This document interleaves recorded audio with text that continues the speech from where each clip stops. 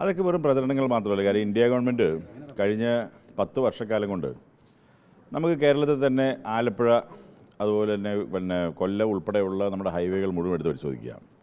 പിന്നെ ഈ പറഞ്ഞ വിഴിഞ്ഞം തുറമുഖ പദ്ധതി എന്ന് പറയുന്നത് ഇന്ത്യക്ക് സ്വാതന്ത്ര്യം കിട്ടുന്ന കാലം പിന്നെ മുമ്പുള്ള കാലം തൊട്ട് തന്നെ ചർച്ചയിലിരിക്കുന്ന വിഷയമാണ്. ഇതുവരെ ഇതാരും ഇംപ്ലിമെൻറ്റ് ചെയ്യാൻ ഇതുവരെ കഴിഞ്ഞിട്ടില്ല. ഇപ്പോൾ നരേന്ദ്രമോദി സർക്കാർ വന്ന ശേഷം നമുക്കറിയാം ഇന്ത്യയിലുള്ള എല്ലാ സ്ഥലങ്ങളിലും എല്ലാ സംസ്ഥാനങ്ങളിലും തന്നെ ഒരുപാട് ഇൻഫ്രാസ്ട്രക്ചർ ഡെവലപ്മെൻറ്റ് നടന്നിട്ടുണ്ട്.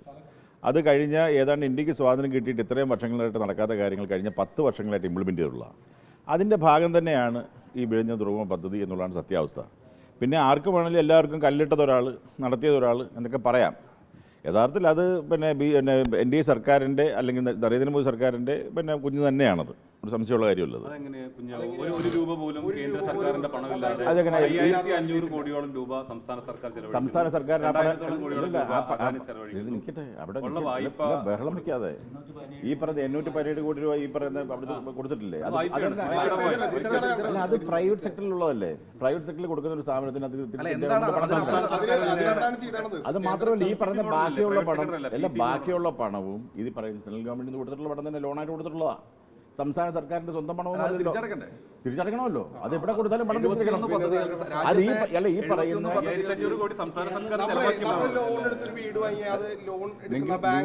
നിങ്ങൾ തന്നെ തീരുമാനിക്കുകയാണ്. സെൻട്രൽ ഗവൺമെന്റ് അല്ല സംസ്ഥാന സർക്കാരിനാണ് നിങ്ങൾ തീരുമാനിക്കുക. എന്നോട് സംസാരിക്കേണ്ട ആവശ്യമില്ലല്ലോ. സെൻട്രൽ ഗവൺമെന്റ് അതിനു വേണ്ടി ചെയ്ത ഒരു വായ്പ അല്ലാതെ എന്ത് പണമാണ് അതിൽ മുടക്കിയിട്ടുള്ളത്? സംസ്ഥാന സർക്കാർ അല്ല ഈ പറയുന്ന കേന്ദ്ര സർക്കാർ പണം കൊടുക്കുകയും സാങ്ഷൻ കൊടുക്കുകയും ഈ പറയുന്ന സംസ്ഥാന സർക്കാരിന്റെ സ്വന്തം പണമല്ലല്ലോ എടുത്തു കൊടുത്തു. അത് ലോണായിട്ട് ഗവൺമെന്റ് ഓഫ് ഇന്ത്യ വാങ്ങിച്ച പണം തന്നെയല്ലേ. അത് കൃത്യമായിട്ട് കണക്കെടുത്ത് നോക്കണം. അത് മാത്രമല്ല ഈ പറയുന്ന കേരള സർക്കാരിന്റെ ഇൻവെസ്റ്റ്മെന്റും കേന്ദ്ര സർക്കാരിനും കൊടുത്ത് ലോണായിട്ട് കൊടുത്തിട്ടുണ്ട്. അത് മാത്രമല്ലല്ലോ ഈ 850 എന്ന് പറയുന്നത് വേറെ അതല്ലാതെ ഉണ്ടല്ലോ. ലോൺ അല്ലാതെ എന്താ ഫ്രീ ആയിട്ട് കൊടുക്കുമായിരിക്കും. ഇത് പ്രൈവറ്റ് സെക്ടറിലാണ് ഇത് ചെയ്തിരിക്കുന്നത്. പ്രൈവറ്റ് സെക്ടറിൽ കൊടുക്കുന്ന മുഴുവൻ പൈസ ഫ്രീ ആയിട്ട് എങ്ങനെ കൊടുക്കാൻ കഴിയും? അത് തിരിച്ച് ഇന്ത്യ ഗവൺമെന്റിന്റെ പണമാണ്. അത് പ്രൈവറ്റ് സെക്ടറാണ്. അല്ല പ്രൈവറ്റ് സെക്ടർ പാർട്ടിസിപ്പേഷൻ ഉണ്ട്. മറ്റുള്ള സ്ഥലങ്ങളിൽ അതില്ല. അതില്ലാതെ വരുന്ന സമയത്ത് പ്രൈവറ്റ് സെക്ടർ പാർട്ടിസിപ്പേഷൻ വരുമ്പോൾ എങ്ങനെ അതിന്റെ പൈസ മുഴുവൻ കൊടുക്കാൻ കഴിയും? അത് കൊടുത്തിട്ടില്ല. പിന്നെ എങ്ങനെ കുഞ്ഞെന്ന് പറയാ? അല്ല അത് അവരുടെ ആണല്ലോ. അതുകൊണ്ടല്ലേ ഇത് നിങ്ങൾ തന്നെ തീരുമാനിച്ചപ്പോൾ ഞാനത് പറയാനില്ല. അങ്ങനെയാണ് ഈ പറയുന്നത്. ഇവർ പറയുന്ന പോലെ കല്ലിട്ടവരാണെന്ന് മുഴുവൻ ചെയ്തതെന്ന് പറയുന്നുണ്ട്. അത് വസ്തുത വിരുദ്ധമല്ലേ? അത് താങ്കൾ പറയേണ്ട ആരോപണങ്ങളാണ്. നമ്മളത് പറയേണ്ട കാര്യം. ഞങ്ങളെ സംബന്ധിച്ചുള്ള ഇത് ഏതായാലും NDA സർക്കാരിൻ്റെ നിലപാടാണ് ഇത് ഇന്ത്യയിൽ മുഴുവൻ ഡെവലപ്മെൻറ്റ് ഉണ്ടാക്കുക എന്നുള്ളത്. അതിൻ്റെ ഭാഗം തന്നെയാണ് ഈ പറയുന്ന പിന്നെ പുതിയ വന്നിട്ടുള്ള ഇത് പിന്നെ ഇത്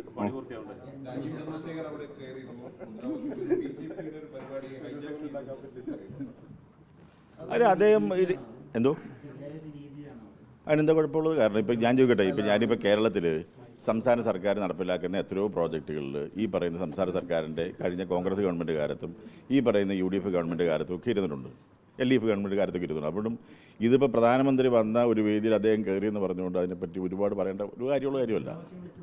മുദ്രാവാക്യം വിളിച്ചെന്ന് അദ്ദേഹം പിന്നെ BJP പിന്നെ സിന്ദാബാദൊന്നും അല്ല വിളിച്ചത്. അതൊന്നും അല്ലല്ലോ വിളിക്കാത്ത കാര്യം പറയുന്നതെങ്ങനാ? BJP സിന്ദാബാദ് വിളിച്ചത് ഞാൻ കണ്ടിട്ടില്ല.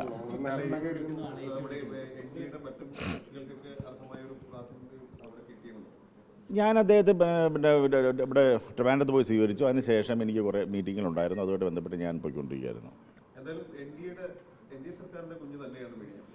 സംശയം എനിക്ക് അങ്ങ് സംശയമൊന്നുമില്ല. പിന്നെ ആർക്ക് വേണ്ടി എല്ലാവർക്കും അവകാശപ്പെട്ടോട്ടെ, വേറെ കാര്യമൊന്നുമില്ല.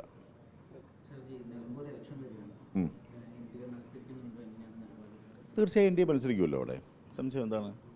കാര്യം ഇപ്പോൾ എല്ലാ സ്ഥലത്തും കഴിഞ്ഞ പ്രാവശ്യം തന്നെ പാർലമെൻറ്റ് ഇലക്ഷനിൽ ഏതാണ്ട് ഒരു സീറ്റ് ജയിക്കുകയും മറ്റുള്ള സീറ്റുകളിലെല്ലാം വലിയ രീതിയിലുള്ള മുന്നേറ്റം നടക്കുകയും പിന്നെ അതുകൂടാതെ പിന്നെ നിയമസഭാ സീറ്റുകൾ നോക്കുകയാണെങ്കിൽ 10-20 സീറ്റുകൾ നമ്മൾ ലീഡ് ചെയ്യുന്ന അവസ്ഥയിലേക്കുള്ള ശക്തമായിട്ടുള്ള മത്സരം അവിടെ ഉണ്ടാവും. ആ തീരുമാനം എടുത്തിട്ടില്ല. അടുത്ത ദിവസം തീരുമാനം എടുത്ത് കാൻഡിഡേറ്റ് തീരുമാനിച്ചിട്ട് വേണ്ടേ പ്രചരണം തുടങ്ങാൻ. ഉണ്ടാവും തീർച്ചയായും. SNDP യോഗം അങ്ങനെ പൊളിറ്റിക്കൽ പാർട്ടികളുടെ ഒന്നുമായിട്ടും പ്രത്യേക അടുപ്പവും വിരോധവും ഇല്ല. അതൊരു സാമുദായിക സംഘടനയാണ്. അതുമായിട്ട് ബന്ധപ്പെട്ട വിഷയമല്ലല്ലോ. ശരി, താങ്ക് യു.